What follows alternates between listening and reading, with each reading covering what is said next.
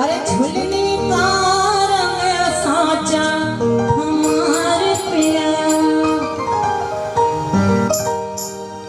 झुलनी का रंग साचा हमारे पिया, झुलनी का रंग साचा हमारे पिया, झुलनी का रंग साचा हमारे पिया, झुलनी में गोरे धागा हमारे पिया, झुलनी झुलनी में गोरी धागा हमारे पिया, झुलनी का